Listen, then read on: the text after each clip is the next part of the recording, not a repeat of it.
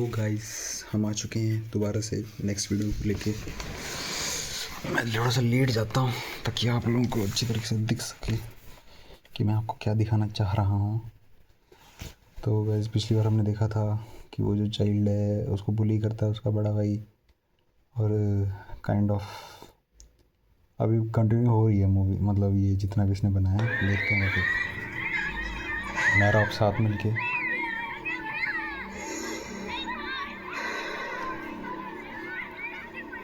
Make sure you grab your pizza. Fredbear and Spring Bonnie will be performing in 5 minutes.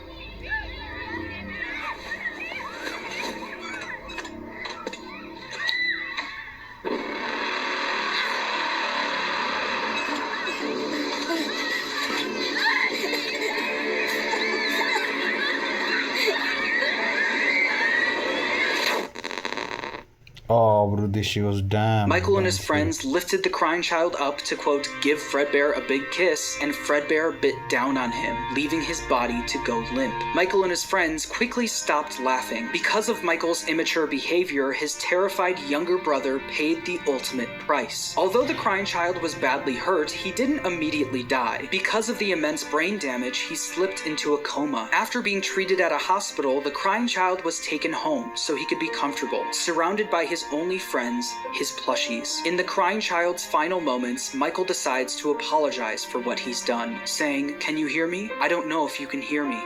I'm sorry." After Michael speaks, the crying child's imaginary friend Fredbear, created out of the trauma he experienced, continues doing what it's done the whole time. It comforts him, saying, "You're broken. We are still your friends. Do you still believe that? I'm still here. I will put you back together." This would be the final thing the crying child hears before he dies. The crying child's spirit would then live on in the Fredbear suit, the thing that took his life. The crying child's death wasn't just an accident. It was directly caused by Michael's recklessness. This is something that Michael could potentially face jail time for, so it needed to be covered up. Since the crying child was being kept at home, no one else knew that he ended up passing away. So William and Michael ended up burying the crying child's body in the middle of the woods where no one would find him. No tombstone, no flowers, just a pile of dirt, an unmarked grave, and a lifetime's worth of guilt that Michael would have to live with. Shortly after the incident, Fredbear's family diner was quickly shut down, and Fredbear was completely wiped from existence. The Fredbear and Friends TV show turned into Freddy and Friends on tour. The Fredbear and Spring Bonnie Springlock suits also ended up being moved into the back room of Freddy Fazbear's Pizza, mainly being used as spare suits if one of the Freddy's animatronics broke down. The death of William Afton's youngest son was a pivotal moment in this story, specifically William Afton's story. This was the first domino to fall. A father losing his son is a traumatic situation, and while any other father would take time to grieve, be sad, and properly deal with such a big loss, William Afton took a different route. Afton definitely was upset about his son dying, but it wasn't because he felt bad for his son. It was because it was embarrassing to him. William Afton was a narcissist. He had little to no empathy. All he cared about was work and comparing himself to his business partner, Henry. Henry had a wife, a kid, and a talent for robotics that Afton was utterly jealous of. The death of the crying child sent Afton over the edge, because while Henry's family was still perfect, his was now broken. Henry and William had different ways of taking care of their kids, and while Afton employing his eldest son failed, Henry's security puppet succeeded. Henry's daughter Charlie lived on. Afton had a hard time dealing with this feeling of embarrassment. He started becoming an alcoholic, frequently visiting the local bar called Junior's. One night though, after drinking a little too much and getting kicked out of the bar, he decided that he was going to settle the score with Henry. Afton, drunk and filled with rage, drove from the bar to Freddy Fazbear's Pizza, where he knew Charlie was being watched over by Henry's security puppet. Afton planned on risking everything to kill Henry's daughter, Charlie. He didn't care if he got caught, and he didn't care if he went to prison. But when Afton got to Freddy's, he noticed that Charlie was standing outside by herself. It turned out that some bullies were able to trap the security puppet in its box and lock Charlie outside the building, giving Afton the perfect opportunity to kill Charlie outside of the pizzeria. The security puppet was eventually able to escape its box and went looking for Charlie. As Afton sped away, the puppet noticed that Charlie was outside in the pouring rain. It then did what it was programmed to do and went to protect her.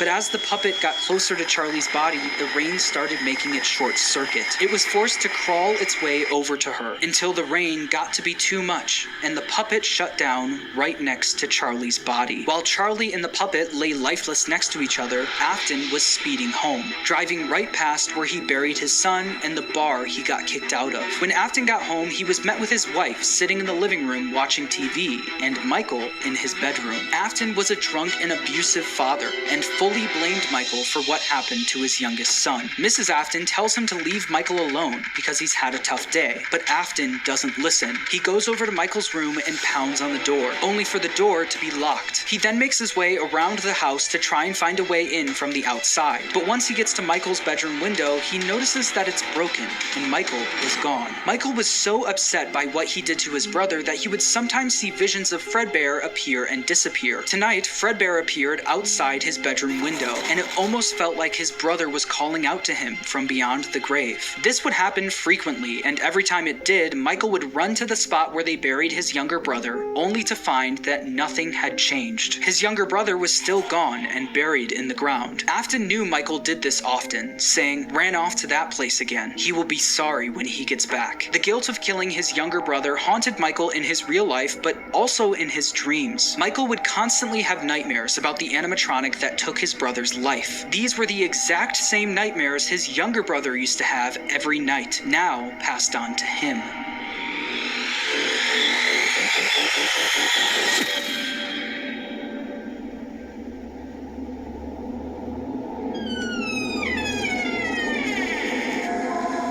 Yo, this is crazy, man.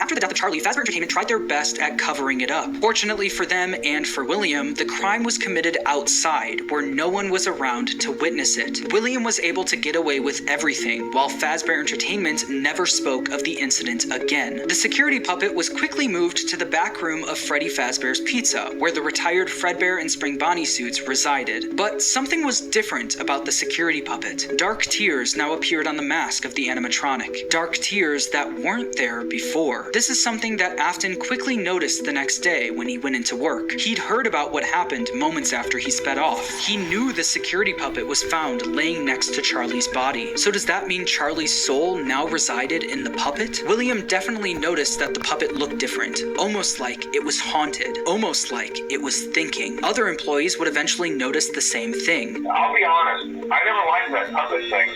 It's always thinking, and it can go anywhere. After realizing the security puppet may be possessed by the spirit of Charlie, Afton went back and looked at the crying child's Fredbear plushie, only to find that it also seemed to be haunted. The crying child feared for his life every single day, and that plushie was something he was able to cry and pour his agony into. Afton believed that this is what caused the plushie to appear haunted. It wasn't made alive by the spirit of his son, it was made alive by the agony and fear his son poured into it. Afton quickly became obsessed with the concept of haunted objects, and more specifically, the power of human emotion. He needed to find out if this is something he could take advantage of. Afton then used all of his money he made from Fredbear's and Freddy Fazbear's Pizza to build a giant underground facility directly under his house. It was here that he would try to recreate what happened with his son, to recreate the fear and agony he experienced. In order to do this, Afton didn't take any chances. He needed to replicate exactly what his son went through every day. In order to do this, Afton built a replica of his house underground, along with his son's daily walk to Fredbear's family diner. He also built a makeshift bedroom where he could force kids to have the same nightmare every night. Afton would sit in his office watching them on the cameras that could be accessed using the passcode 1983, the year his son got bit. He also kept the crying child's Fredbear plushie on the desk as a reminder of what he was trying to replicate.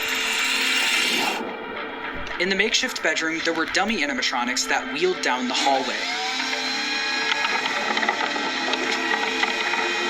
But the kids wouldn't see them as just blank dummies on wheels. Afton would pump hallucinogenic gas into the room to get the kids to think that what they were seeing was a monster. These nightmare gas canisters were being stored all throughout his underground facility, and on the bed of this makeshift bedroom was a Freddy plushie, in the hopes that the kids would pour their fear and agony into the plush, like his son did to his plushie. On the other side of the bunker, where Afton recreated the crying child's walk to Fredbear's, he placed a bunch of Fredbear plushies all over the place. These Fredbear plushies had walkie-talkies inside of them. This was Afton's way of recreating his son's imaginary friend that would talk to him wherever he went. Afton would speak to the kids through his walkie-talkie sitting in his private office. After setting up the bunker, Afton was only missing one more thing: the kids to run these experiments on. He needed a way to kidnap and capture kids without being caught, and he had the perfect way to do it.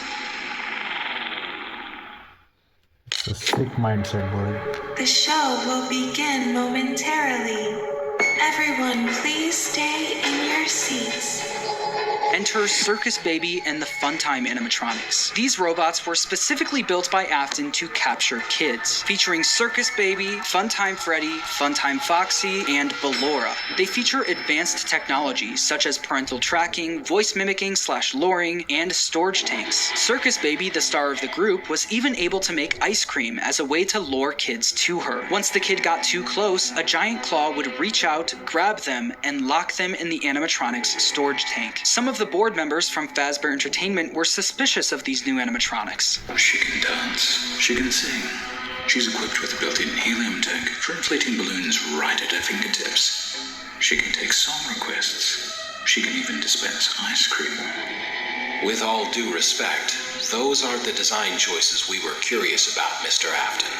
Afton even created a new restaurant for these animatronics called Circus Baby's Pizza World. Elizabeth, William Afton's daughter, was fascinated by Circus Baby. All she wanted to do was play with her, but Afton wouldn't let her. Daddy, why won't you let me play with her? You let the other children go see her.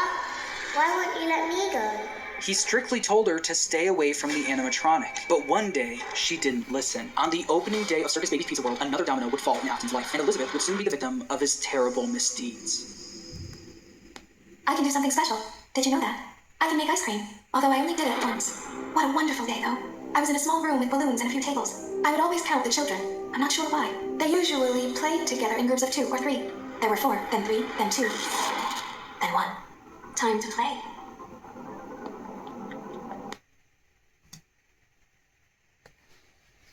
This was crazy, guys.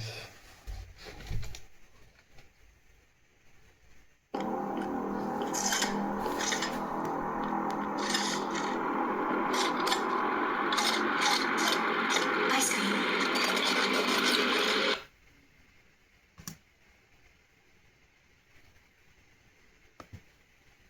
Guys, इसको मैं यहीं रोकना चाहता हूँ. अब मिलेंगे next video में. यहाँ तक हम देखा कि कैसे एफ्टन ने अपनी ग्रीड और मतलब उसकी वजह से उसकी एक बच्चे की जान गई और उसने ब्लेम किया दूसरे के ऊपर अपना जो बड़ा बेटा था. वो भी काइंड ऑफ नाइटमेयर्स उसको आने लगे और उसने उस सब चीज़ का फ़ायदा उठाया. और देखते हैं, इसकी खुद की बेटी थी, उसके ऊपर भी इसका दिक्कत पड़ेगी. बाकी मिलते हैं आपसे नेक्स्ट वीडियो में. कि बाय गाइस, कि बाय.